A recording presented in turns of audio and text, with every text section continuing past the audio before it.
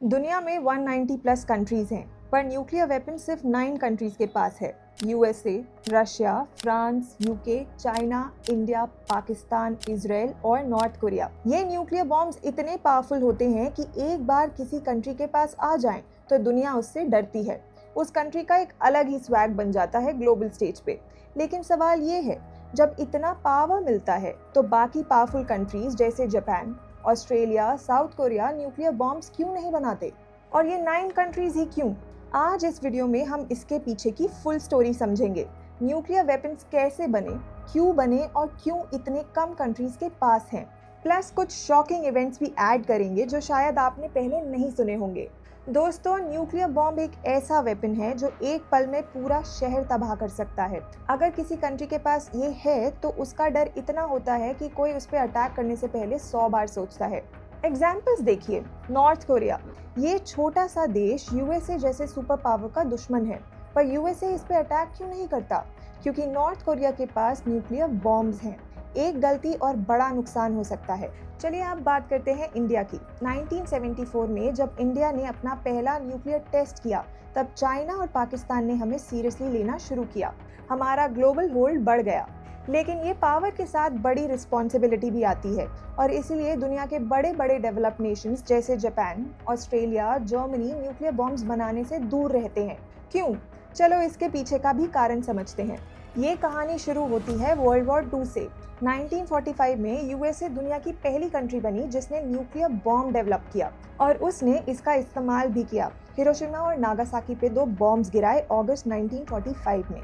लाखों लोग मारे गए, शहर खत्म और वर्ल्ड वॉर 2 खत्म। ये बॉम्ब कैसे बना? मैनहट्टन प्रोजेक्ट के अंडर, जिसे साइंटिस्ट रॉबर्ट ओपेनहाइमर ने लीड किया। इवन इन पर रिसेंट में एक मूवी भी आई थी नेम्ड ओपेनहाइमर। यूएसए, यूके और कनाडा ने मिलकर ये प्रोजेक्ट चलाया। लेकिन ये रेस यहीं नहीं रुकी। वर्ल्ड वॉर 2 के बाद एक नया खेल शुरू हुआ, कोल्ड वॉर। वर्ल्ड वॉर 2 के बाद यूएसए और सोवियत यूनियन के रिलेशंस बिगड़ गए। Reason? Capitalism versus communism. USA capitalism का हीरो था और सोवियत यूनियन कम्युनिज्म का। दोनों एक दूसरे से आगे निकलना चाहते थे, और इसमें शामिल हुई न्यूक्लियर आर्म्स रेस। 1949 में सोवियत यूनियन ने अपना पहला न्यूक्लियर बॉम्ब टेस्ट किया, जार बॉम्बा, जो दुनिया का सबसे पावरफुल बॉम्ब था। यूएसए के बॉम्ब से 3800 टाइम्स बड़ा। इसके लिए उन्होंने यूएसए के मैनहट्टन प्रोजेक्ट में स्पाइस भेजे थे। फिर 1952 में यूके ने अपना न्यूक्लियर बॉम्ब टेस्ट किया, क्योंकि उन्हें यूएसए पे भरोसा नहीं था। वो अपनी ग्लोबल पावर बनाए रखना चाहते थे। 1960 में फ्रांस ने भी न्यूक्लियर बॉम्ब बनाया, क्योंकि 1956 में सुएज कनाल क्राइसिस में यूएसए ने उन्हें और यूके को एम्बैरस किया था। फ्रांस ने इजराइल के साथ कोलैबोरेट किया और दोनों के पास बॉम्ब्स आए। ये सुएज क्राइसिस एक बड़ा टर्निंग पॉइंट था, जिसमें फ्रांस और यूके का यूएसए पे ट्रस्ट टूटा। 1964 में चाइना ने रशिया की हेल्प से अपना न्यूक्लियर बॉम्ब बनाया। ये टाइम था जब चाइना का कम्युनिस्ट लीडर माओ जेडोंग अपना इन्फ्लुएंस बढ़ाना चाहता था। तो अब तक 5 कंट्रीज के पास न्यूक्लियर बॉम्ब्स थे, यूएसए, रशिया, यूके, फ्रांस और चाइना। लेकिन ये रेस यहीं नहीं रुकी। 1968 में यूनाइटेड नेशंस ने एक ट्रीटी लाई, न्यूक्लियर नॉन प्रोलिफरेशन ट्रीटी। इसमें कहा गया ये 5 countries USA, UK, France, Russia, China अपने न्यूक्लियर वेपन्स रख सकते हैं, पर और नहीं बनाएंगे। बाकी दुनिया के कंट्रीज को न्यूक्लियर वेपन्स बनाने की मनाही थी। अगर कोई प्रोग्राम चला रहा है तो बंद करो और वेपन्स डिस्ट्रॉय करो। लॉजिक ये दिया गया कि ये 5 कंट्रीज यूएन सिक्योरिटी काउंसिल के परमानेंट मेंबर्स हैं, तो ये दुनिया की सेफ्टी के लिए रिस्पॉन्सिबल हैं। पर ये डील तो बिल्कुल अनफेयर थी ना। अगर न्यूक्लियर वेपन्स इतने खतरनाक हैं, तो पहले इन 5 कंट्रीज को अपने वेपन्स डिस्ट्रॉय करने चाहिए थे। इंडिया ने इस ट्रीटी का जमकर विरोध किया।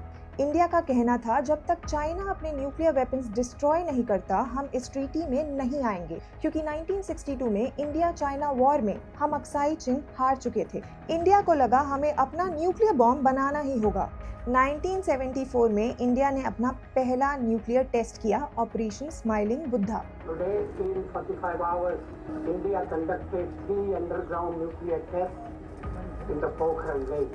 ये दुनिया के लिए शॉक था। पूरा वर्ल्ड इंडिया के अगेंस्ट हो गया, क्योंकि 90 प्लस कंट्रीज एनपीटी साइन कर चुके थे। सबने कहा इंडिया ने पीस का मैसेज खत्म किया, पर इंडिया नहीं रुका। 1998 में पोखरण 2 टेस्ट के साथ इंडिया ने ऑफिशियली न्यूक्लियर पावर बनने का ऐलान किया।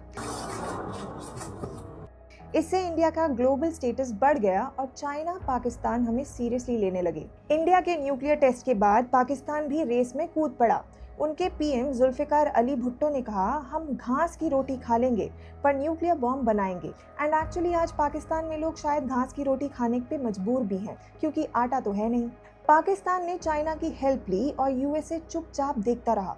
1998 में पाकिस्तान ने अपना न्यूक्लियर टेस्ट किया। फिर आया नॉर्थ कोरिया। 2003 में उन्होंने रशिया की हेल्प से न्यूक्लियर बॉम्ब बनाया।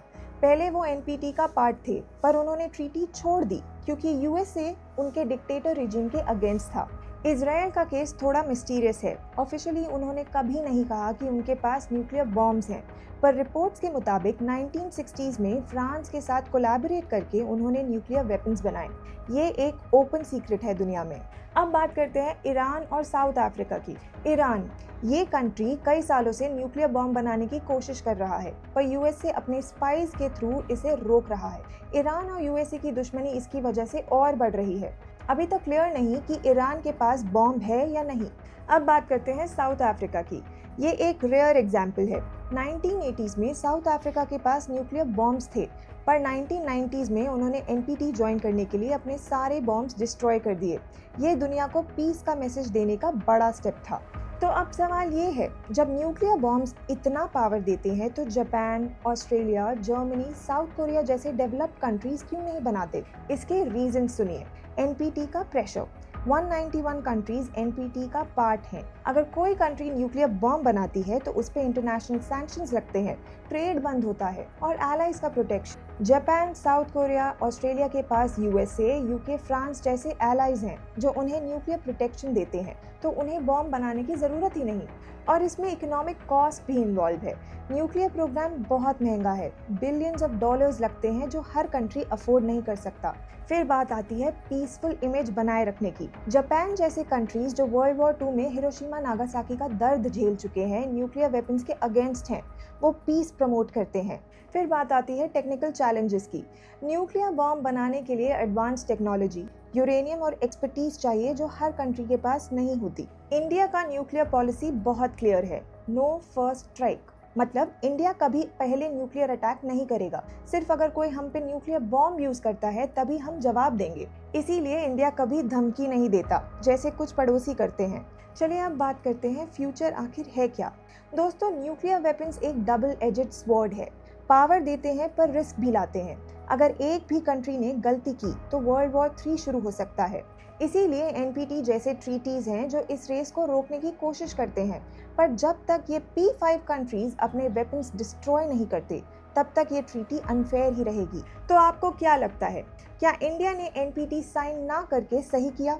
क्या इंडिया को न्यूक्लियर वेपन डेवलप करना एक मजबूरी थी या एक मजबूती?